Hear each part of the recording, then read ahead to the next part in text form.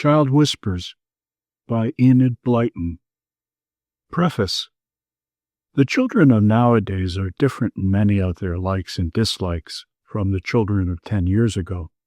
This change of attitude is noticeable as much in the world of children's poetry as it is in other things.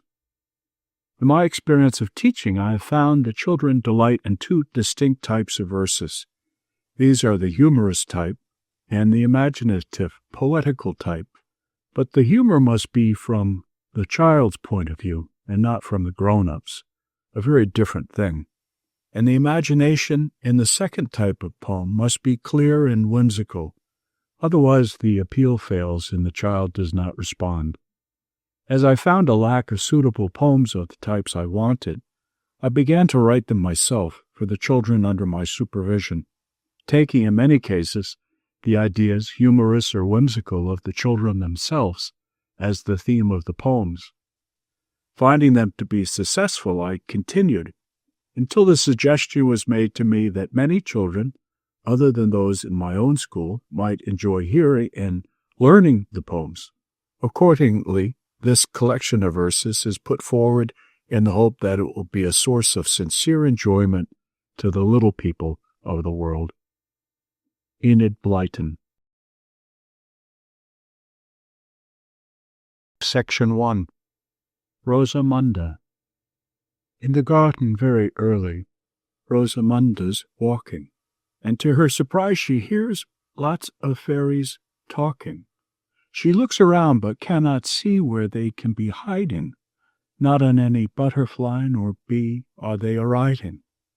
She goes to where the tulips grow and finds a sight of wonder, for out pop fairy elves and say, "Good morning, Rosamunda." Disappointment. Once I found a fairy in my cup of tea. She was nearly drowned and wet as wet could be. I picked her out and dried her and asked her if she'd stay. "Oh, no," she said, "I mustn't," and off she flew away. On strike. My dollies are so naughty, I'm afraid they've gone on strike. They won't let me undress them, but just do what they like. They say they want a penny to spend on Saturday. Unless I let them have it, they'll not join in my play. I can't let them behave so. They'll never grow up right.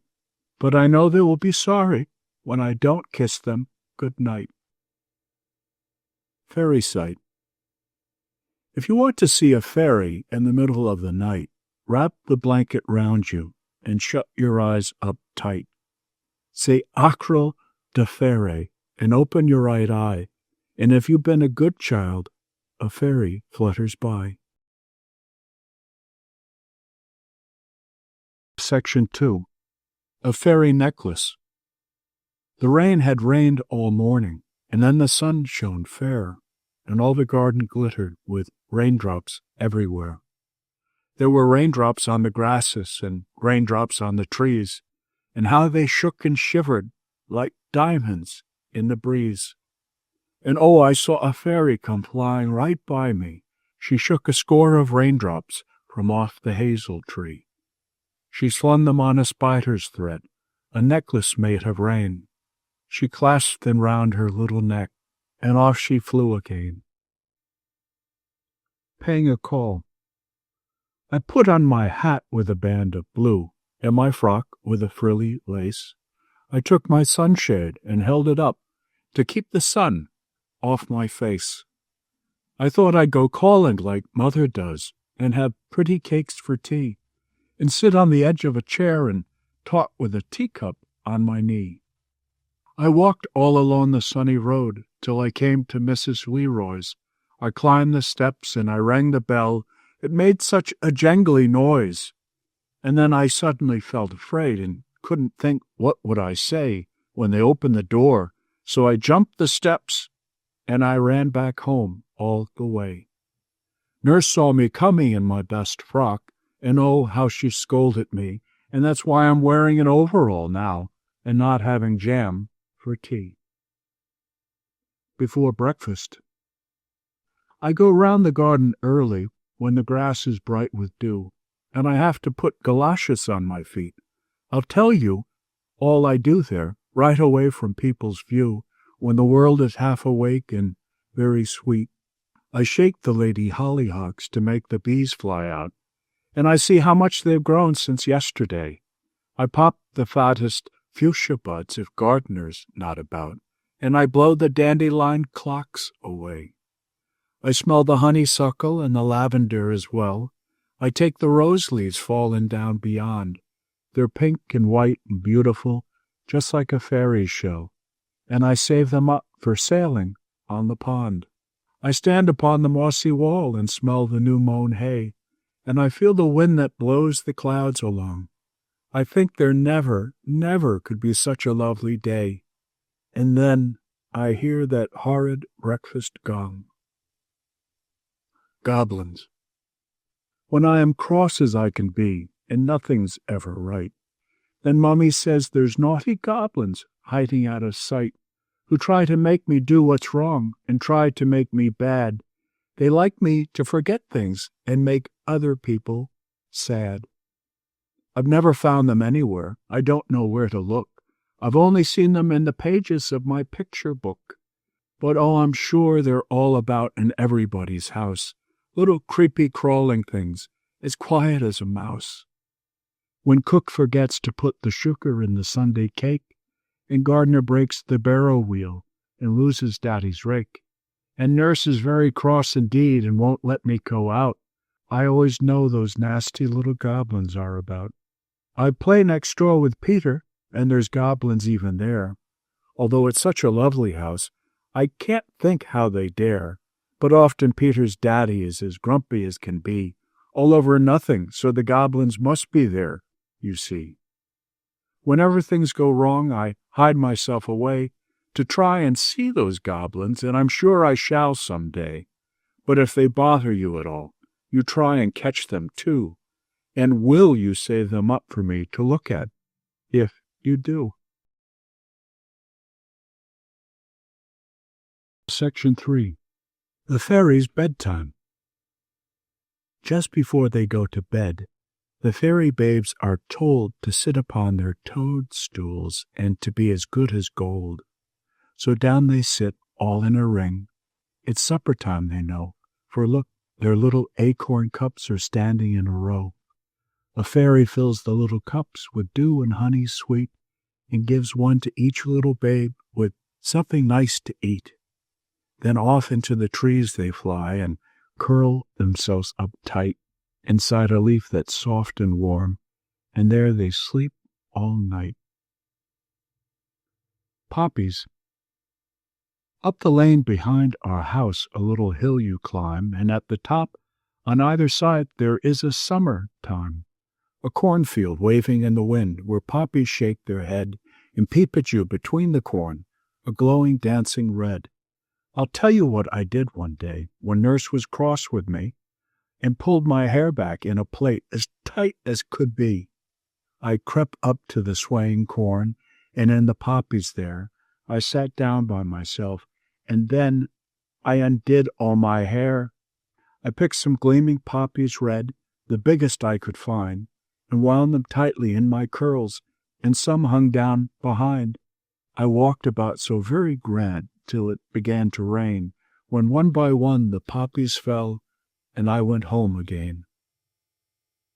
A queer butterfly. I caught a lovely butterfly in Mariana's net. It was the sweetest blue and gold, the prettiest I'd seen yet. But Mariana came and said the butterfly should be not mine, but hers, because the net belonged to her, not me. We quarreled hard and didn't stop until my frock was torn, and then she pointed down to where the net lay on the lawn. The butterfly was creeping out and spread its wings of blue, and then stood up. Just fancy that. You'd hardly think it true. We saw then what it really was, a fairy come to play, and all because we quarreled so. She fluttered right away. Lovely frocks. In my mummy's wardrobe, there are lots of lovely frocks. I know because I've seen them hanging there. There's purple, and there's orange, and a frilly one of blue, and a yellow that is shiny like her hair. The satin frocks makes Mommy look just like a fairy queen, but she can't cuddle me at all in those, and when she wears a silken frock, it rustles like the trees. But I can't kiss her 'cause I spoil the bows. And though I love her pretty dresses, 'cause she looks so grand, what I like really best of all to see is when she's in the garden wearing just an overall and comes to romp and play about with me. Section 4. The Jolly Wind. Hurrah, says the wind as he sweeps along. 3 cheers for the sun today. Just look at him shining away in the sky. Do come along, children, and play. I'll fly your kites on the top of the hill, and I'll spin the old weathercock round. I'll send your boat sailing away down the stream, till bump, they have all come aground. Come along while I turn the old windmill about, and hear how it groans and creaks. Just see how I tweak off your bonnets and caps, and hear all the laughter and shrieks. I'll make you run faster than ever before. I'll spin you around and about. Oh, hurry up, children, and come out of school. Hurrah, says the wind, with a shout. The Witch's Balloons. Opposite the nursery sat a woman old and brown. I should think she was the very oldest person in the town. She sold balloons to children as they passed her corner there. She was very cross and horrid, and she had a nasty stare. I looked at her one morning, on a very windy day, and she saw me, and she stared at me in such a nasty way. I felt afraid and certain sure that she must be a witch, and keep all sorts of stolen treasures hidden in a ditch. And as I looked at her, and she was staring up at me, I saw a fairy flying low from out the chestnut tree. She held a little knife, and oh, she cut the strings right through that held the big balloons together.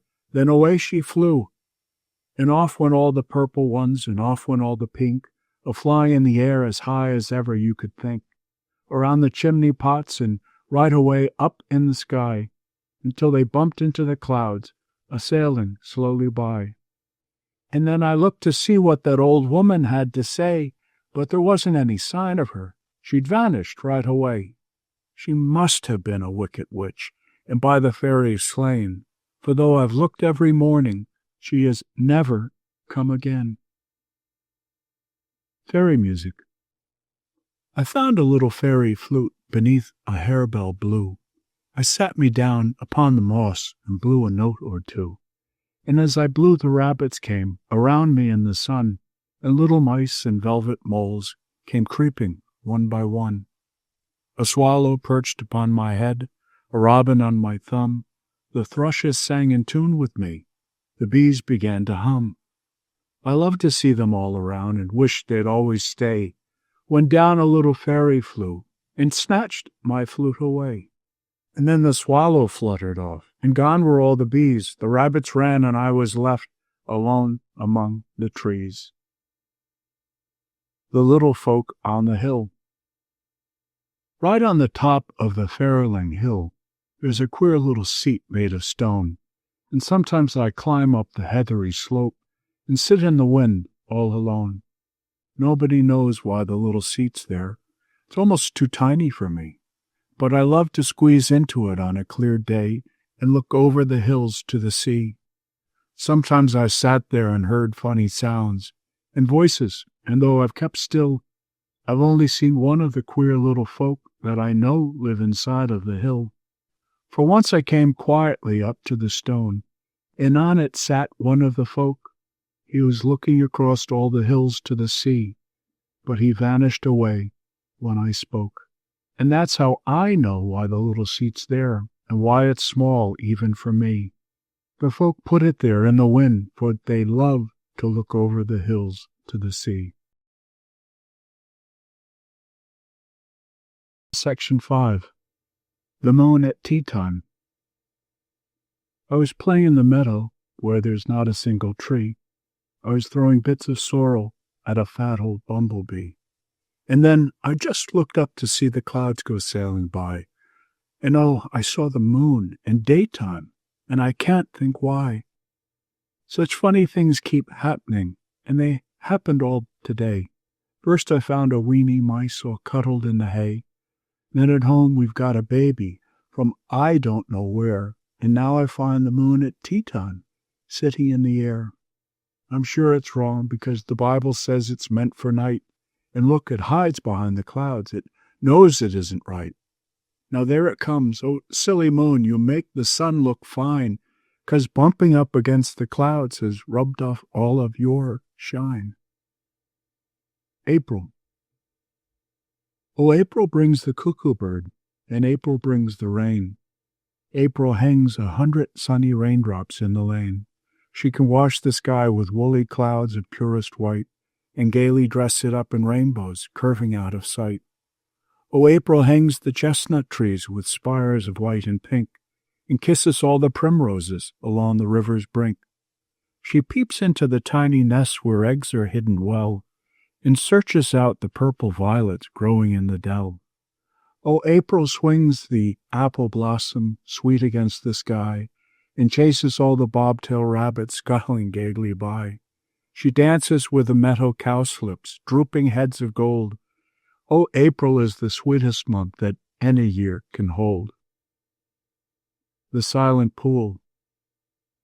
Away in the wood where it's dark, there's a pool that is purplish green, with whispering rushes around that murmur of things they have seen.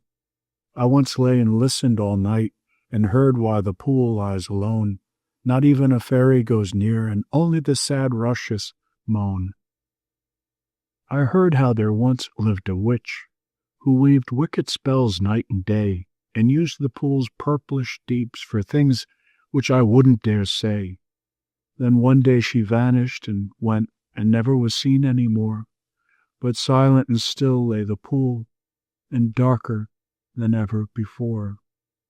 No fairy knows what the pool holds, and none guesses what secrets lie, hid safely away in its deeps, but shuddering all pass it by. Take heed when you go through the wood, and pass where the pool lies alone. Not even a fairy goes near, and only the sad rushes moan. This afternoon. This afternoon is very hot, and all the sky is blue. The busy bees are humming loud. They have a lot to do. I want to go out in the fields where all the daisies grow and watch the little breezes bend the grasses to and fro. I want to watch the butterflies and hear the cuckoo call. I'd cuckoo back to see if he would answer me at all. The buttercups are shaking gold upon the dry brown earth, and shiny beetles race along the ground for all they're worth. I want to lie down on the grass and look up at the sky. It looks so queer and far away, and wonderfully high. It's such a lovely afternoon, with lovely things to see. Oh, why must I in my best frock be taken out to tea? Section 6. The feeling. Inside of me there's a feeling lives, that wakes when I see a rose, or the snow, or sunshine, or daisy fields. It wakes for a time, and then goes. When I suddenly see the rainbow shine right over the sky so wide, and the sunshine gleams through the pouring rain, I get that feeling inside. When I get out of bed on a winter's morn and look through my window pane and find the snow on the trees and fields, I get the feeling again. When a great big wave comes sweeping up on a stormy and windy tide and crashes against the rocks and spray, I get the feeling inside. I once told Nanny just how I felt, but I'm not going to tell her again. She didn't know at all what I meant. She called my feeling a pain. The naughty gnome. A little gnome in fairyland once found a pot of glue, and he of course began to think what mischief he could do. He smeared the toadstools, one and all, whereon the fairies sat, and oh, how cross they were to find a naughty trick like that. He dropped some glue upon the grass to catch the fairies' feet, when there came by the fairy king and queen with all their suite. The king walked straight upon the glue and found he couldn't stir. Then came the frightened gnome and cried, "Oh, please have mercy, sir. I didn't mean to catch your feet within my sticky glue. But please forgive me, and I'll find some better thing to do." "I'll pardon you," the king replied, "but hearken what I say. Go use your glue on chestnut buds to keep the frost away." So in the chestnuts every spring, the gnome works all day long, and if you touch a bud, you'll find his glue is very strong. 6 o'clock. We always wake at 6 o'clock when nurse is still asleep. She's hidden under all the clothes. Her breaths are loud and deep. We mustn't talk till 7 strikes, and so we just turn round and hear the milk carts going by. They have a tinny sound. I look up at the ceiling and I count the cracks I see, and all the flies upon the wall. Once there were 23. Teddy pulls out feathers from the eiderdown and blows with all his might to make them drop on top of nurse's nose. I breathe on all the brassy knobs that feel so very cold. They go quite dull till Teddy rubs and makes them shine like gold. And now I've told you all these things. If you wake early too, and mustn't talk till 7 strikes, you'll know just what to do. The Imp's Mistake. As Anna slept beside the fire, an imp as black as soot came down the chimney in a bound and landed by her foot. He looked at her black shining shoe. A frown came on his face. He thought it was a piece of coal. It tumbled from its place, and so he started tugging hard to put it back again upon the fire when Anna woke and gave a cry of pain. "You naughty little imp," she cried, "just leave my foot alone." And in a trice the imp had jumped and up the chimney flown. So when you're sitting by the fire, it's better on the whole to keep awake in case that imp should think your shoes are coal. Section 7. Put to bed. The sun is shining hot and bright. The gardener's mowing grass. He's doing it with all his might. I hear his footsteps pass. Nurse put me here in bed alone because I've not been good. I think her heart is hard as stone. I didn't think she would. I haven't been so very bad. I'll tell you what I've done. I took a pencil that I had, a lovely orange one.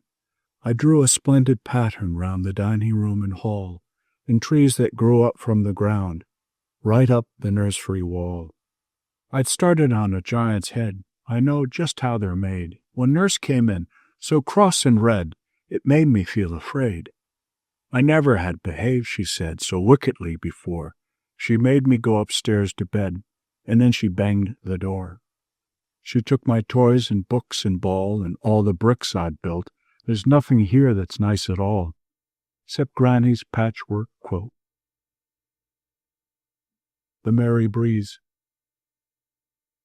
Round about the orchard went the merry little breeze, playing with the butterflies and teasing all the bees, sending showers of apple blossom down upon the ground and spilling half the dewdrops from the grasses all around.